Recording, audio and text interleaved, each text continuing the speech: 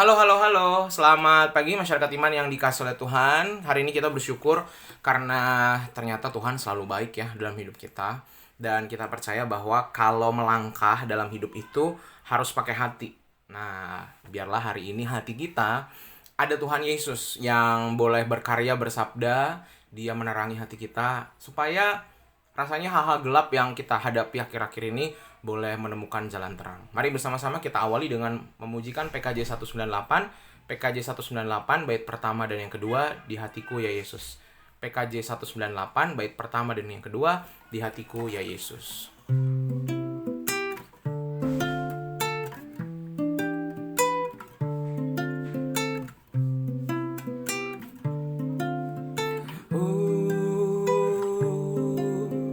Di hatiku ya Yesus, Tuhan bersabdalah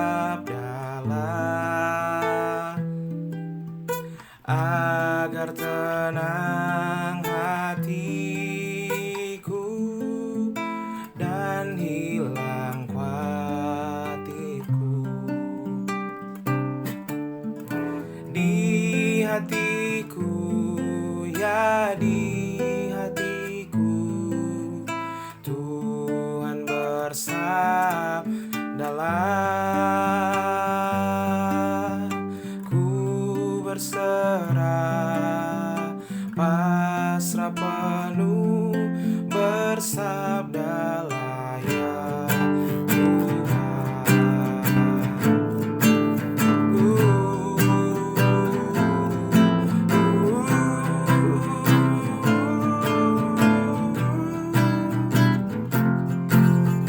Sucikanlah ya Yesus diriku yang cemar.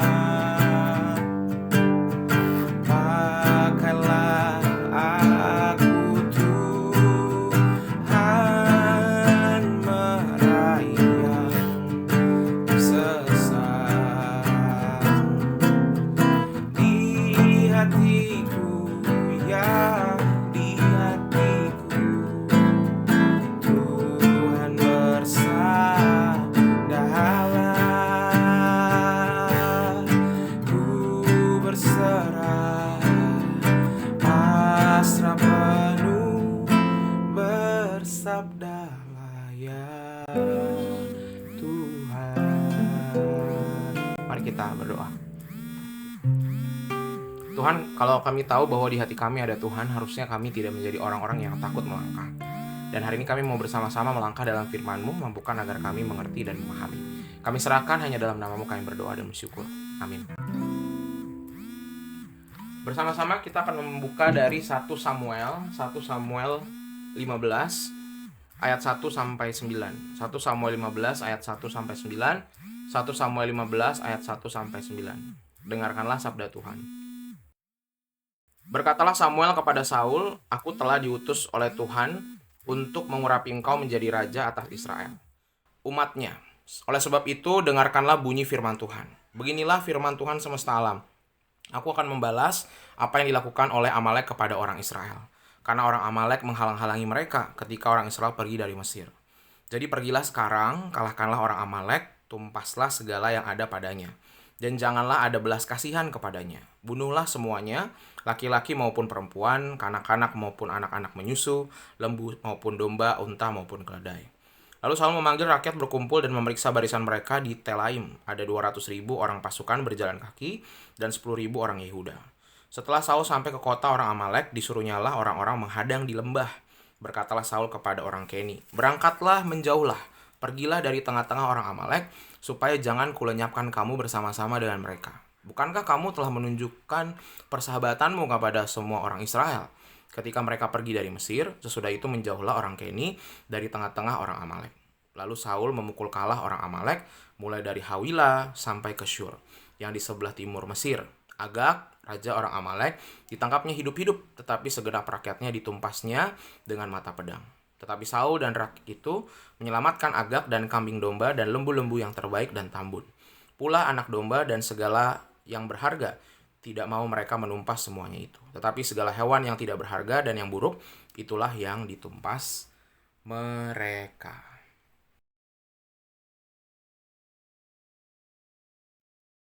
Bapak Ibu Saudara, salah satu yang ditanyakan ketika jadi calon pendeta, ketika kami mau studi teologi itu adalah apa yang jadi motivasi kami jadi pendeta. Ada yang jawab, wah karena Tuhan memanggil saya. Saya mendapatkan bisikan Tuhan. Atau saya udah rajin sering pelayanan di gereja dan saya melihat pendeta itu sebagai sosok yang luar biasa. Ada banyak motivasinya. Tapi kalau saya, sebenarnya saya maunya bukan jadi pendeta, maunya jadi penginjil.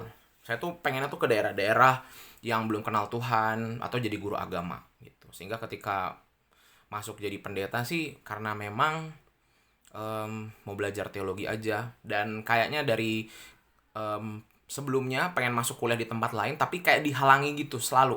Mau daftar harus online, jeglek satu. Karena zaman dulu kan belum kayak sekarang ya, internet dijeglek. Jadi kami harus nunggu harus ke kampusnya langsung. Waktu itu pas yang tes UI. Ke UI-nya nggak bawa uang gitu. Jadi selalu ada halangan aja. Jadi saya pikir kayak Ayub, saya rasanya kayak Tuhan memaksa saya untuk tes teologi gitu. Alasannya kayaknya simple ya, tetapi rupanya setiap motivasi itu penting untuk pertumbuhan seseorang. Nah, Bapak Ibu Saudara, betapa sulitnya kita taat kepada Tuhan kalau motivasi kita udah keliru. Jadi kenapa motivasi itu penting? Karena niat kita ketika menjalani kehidupan itu harusnya niat yang dilandasi dengan hal yang kuat. Karena kalau enggak, contoh misalnya, saya ingin menyekolahkan anak saya di tempat bagus, tapi karena gengsi lah.